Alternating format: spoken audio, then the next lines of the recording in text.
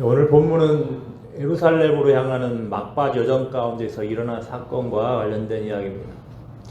예수님께서 이미 두 번에 걸쳐서 예수님이 고난받으시고 죽으시며 다시 살아나리라는 말씀을 제자들에게 주셨습니다. 이제 예수님은 여정의 목적지가 예루살렘이라는 것이 분명하게 드러난 후에 세 번째 순환 예언을 하십니다. 세 번째 순환 예언의 내용은 이렇습니다.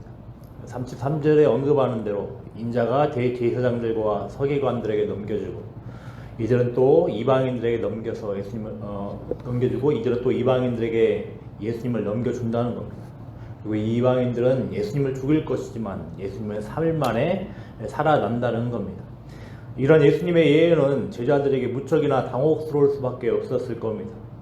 하나님 나라가 임한다는 것은 하나님을 믿지 않는 악한 세력들로부터 이스라엘이 구원받는다는 것이 이들의 공통된 생각들이었습니다. 그런데 오히려 예수님은 자신들의 종교 지도자들로부터 이방인 곧 로마에게 지금 넘겨준다고 합니다. 그러면 자신들이 소망하는 하나님 나라는 어떻게 되는 겁니까? 끝나는 것입니까? 우리 또한 종종 우리 자신들이 소망하는 바와 하나님의 뜻과 배치되는 경우를 종종 경험을 합니다. 이럴 때 혼란스러움을 겪습니다. 그럴 때 우리는 기꺼이 하나님의 편을 선택을 해야 되겠습니다. 설령 우리들의 이해와 상식을 벗어난 것처럼 보여도 왜 하나님 편을 선택해야 되겠습니까? 그게 바로 신앙이기 때문입니다. 신앙이라는 것은 상충되는 선택지 앞에서 하나님을 선택하는 것이 신앙입니다. 하나님의 주권을 신뢰하며 이 편이 결국 더 유익되리라는 것을 선택을 하고 나아가는 것이 신앙이라는 겁니다. 예수님께서도 하나님의 뜻에 따라서 묵묵히 예루살렘으로 지금 향하고 있습니다. 마땅히 제자들 또한 이 하나님의 뜻을 생각을 하며 최우선으로 생각을 하면서 묵묵히 하나님의 뜻을 이루기 위하여서 묵묵히 걸어갔던 그 예수님 편을 선택을 하고 나아가는 것이 제자들에게도 더 복되고 유익한 길이라는 것입니다. 그게 신앙이겠죠. 자, 여전히 변하지 않는 제자들의 생각과 가치관이 드러난 사건들이 이제 이 다음에서 나옵니다. 야고보와 요한은 예수님께서 예루살렘에 입성하여 자신들을 압제로부터 구원하실 때 예수님의 좌우 자리를 부탁을 합니다. 우편 좌편은 왕의 보좌를 사이에 두고 가장 높고 가장 친밀한 자리를 뜻합니다. 지금 제자들은 이스라엘이 회복될 때의 상황을 기대하면서 예수님께 자신들의 높은 지위를 지금 부탁을 하고 있는 겁니다. 제자들은 철저하게 예수님의 뜻을 깨닫지 못하거나 이해하려 들지도 않는 겁니다. 이제 예수님은 진정한 예수님의 우편, 좌편에 앉는 것이 무엇인지를 가르쳐 주십니다. 왕이신 예수님을 사이로 두고 우편, 좌편에 앉는 것은 잔을 마시는 것이고 세례를 받는 것이라고 말씀을 하십니다. 잔을 마신다는 것은 보통 구약에서 진노와 심판 그리고 축복과 관련되어 사용됩니다. 그런데 오늘 본문에서는 잔을 마시는 것은 진노와 심판을 뜻한다고 할 수 있을 겁니다. 또 세례를 받는다는 것의 본 의미는 물에 잠겨 죽음을 경험을 하는 겁니다. 그렇다면 오늘 본문 예수님께서 제자들에게 요청한 세례 또한 죽음을 경험하는 겁니다. 제자들은 잔을 마시며 세례를 받겠느냐는 이 예수님의 요청을 받아들인다고 합니다. 제자들의 이 반응은 하나님 나라의 우편과 좌편을 위하여서 고난을 받을 수 있다 등으로 이해할 수도 있을 겁니다. 하지만 이들의 목적은 바뀌지 않았습니다. 이들의 목적은 줄기차게 하나님 나라가 왔을 때 한자리 하는 겁니다. 그리고 이런 목적은 비단 야고보와 요한에게만 해당되는 것이 아니라 모든 제자들에게도 해당된다고 41절에서 말을 하고 있습니다. 우리는 제자들의 이런 반응들을 보면서 하나님 나라에 대해 그릇된 이해가 무엇인지 배웁니다. 제자들이 이해하는 하나님 나라는 속히 메시아가 와서 자신들을 하나님을 믿지 않는 이방 백성의 압제로부터 힘으로써 구원해 주는 겁니다. 그래서 지위가 바뀌는 겁니다. 하지만 예수님이 의도하신 하나님의 나라는 이런 힘과 관련된 것이 아니라고 분명히 거듭거듭 말씀을 하셨습니다. 오히려 하나님 나라를 염두에 두고 예수님은 이방인에게 자신을 내어주는 참으로 지금 이상한 모습을 보이고 있습니다. 여러분, 우리가 바라는 하나님 나라는 무엇입니까? 하나님 나라에 들어감을 어떤 안정적인 지위와 위치와 힘과 명예들을 획득하는 정도로 이해하고 있다면 이 또한 제자들의 모습과 별반 차이가 없습니다. 무슨 차이가 있겠습니까?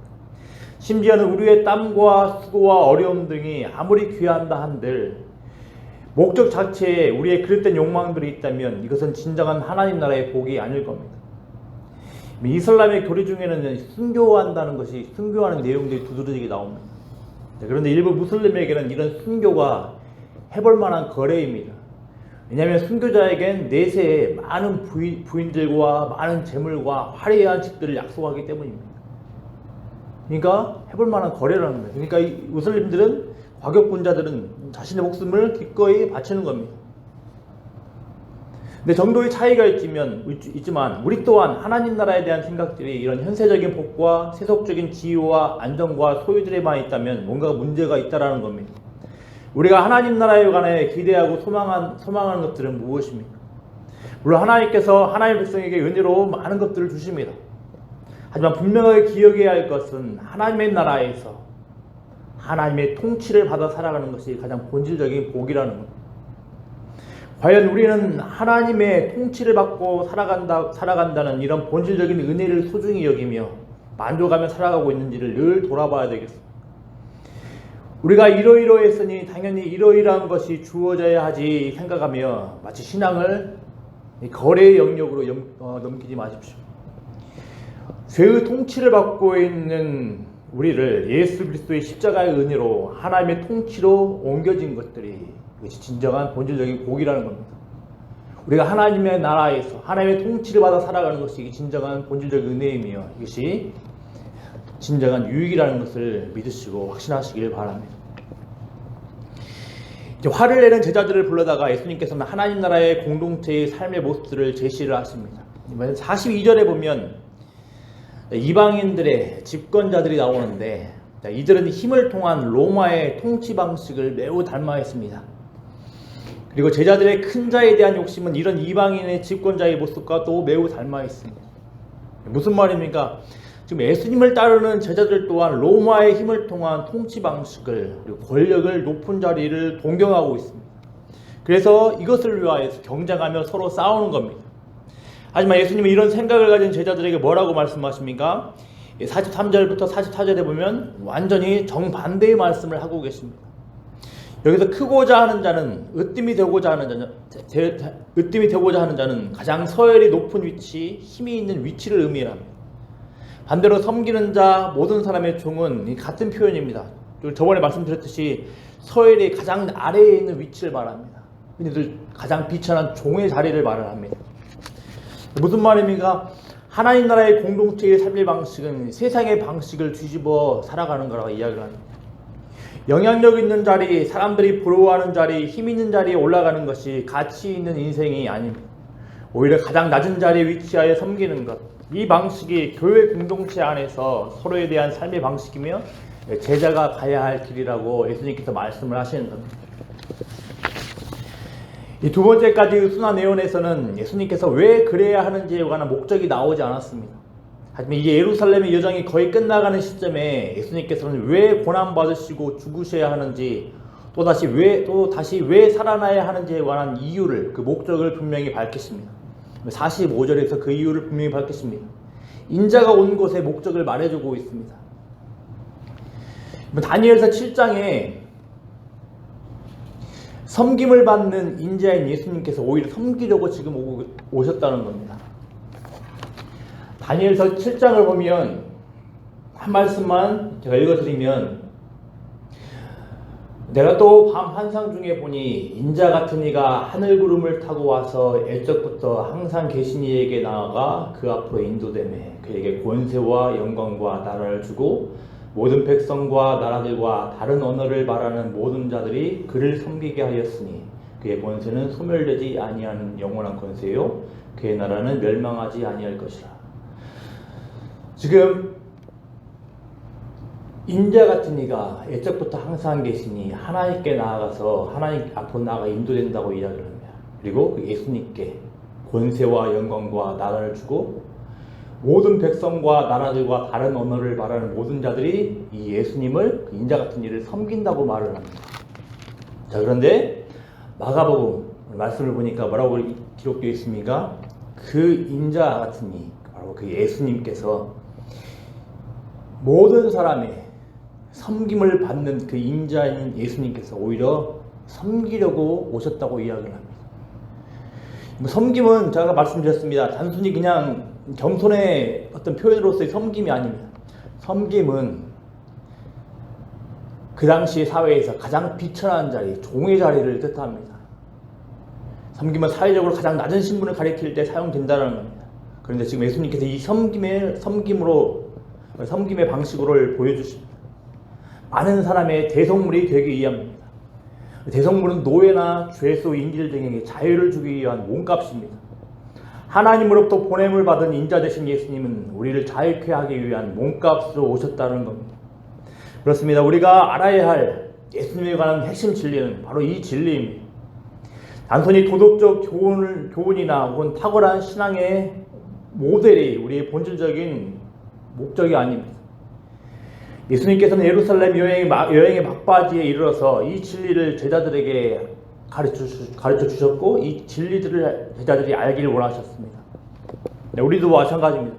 인생의 여정 가운데 그리고 인생의 여정이 시간이 흘러 뒤편으로 갈수록 우리가 정말로 더 알아야 할 진리들은 매일매일 바라보며 묵상해야 할 것들은 모든 곳에 권세를 가지신 예수님께서 우리를 위해 자신을 대속물로 내어주셨다라는 이 진리입니다. 이 깊은 진리들을 더욱더 시간이 흐를수록 알아가며 그 이 진리가 주는 복된 유익과 은혜를 누리는 복된 성령님을 되시기를 바랍니다. 인자 되신 예수님께서 섬김을 위해 오셨다는 사실은 또 우리 교회 공동체의 삶에 있어서도 가히 혁명적인 도전이 아닐 수 없습니다. 모든 자들의 섬김을 받으시기에 합당한 예수님께서 지금 대속물의 방식으로 하나님 나라를 가져오신 예수님께서 가장 낮은 위치, 비천한 위치에서 많은 자들을 섬기셨다고 이야기를 합니다. 이 예수님의 섬김은 서로 높아지려고 하는 우리들의 본성에 그리고 연약하게 그지없는 교회 공동체에 강력한 백신이 될 겁니다. 따라서 우리가 교회 공동체 안에서 분란이나 갈등이 일어날 때 무엇을 바라봐야 되겠습니까? 모든 사람의 섬김을 받기에 합당하신 그 예수님께서 도리어 가장 비천한 자리로 내려오셔서 그 종의 신분으로 많은 사람들을 섬기셨다, 대속물로 내어주셨다는 그 사실들을 묵상하며 바라봐야 됩니다.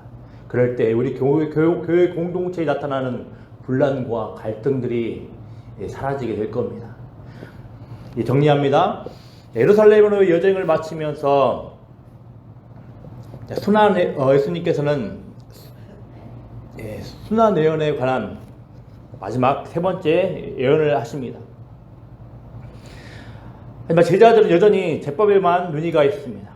이런 제자들에게 예수님은 이방 권력자들의 통치 방식을 따르는 삶을 포기하고 정반대의 존재가 되기 위해서는 가장 낮은 자리로 내려가라고 말씀을 하십니다. 이것을 마가복음 10장 45절에서 말씀해 주고 계시는 겁니다.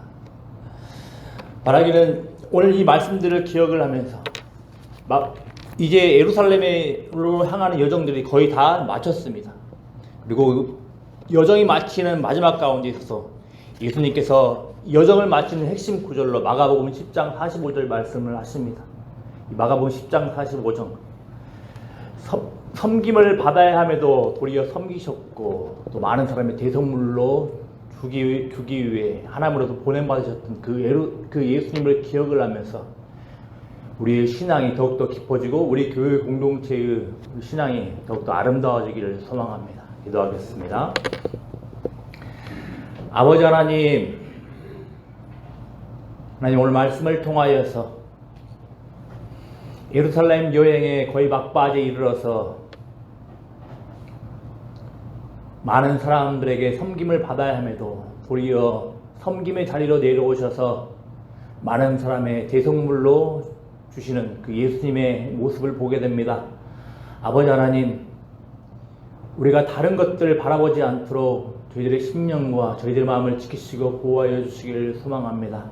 아버지 하나님, 우리의 신앙이 하나님으로부터 무엇인가를 얻어내기 위한 하나님으로부터 어떤 자리와 어떤 위치에 이르도록 도와주는 그런 거리의 모습으로 변질되지 않게 하시고, 우리를 하나님의 통치의 자리로 이끌어 주셨던 예수 그리스도의 그 십자가의 은혜를 바라볼 수 있도록 은혜를 다하여 주시기를 소망합니다.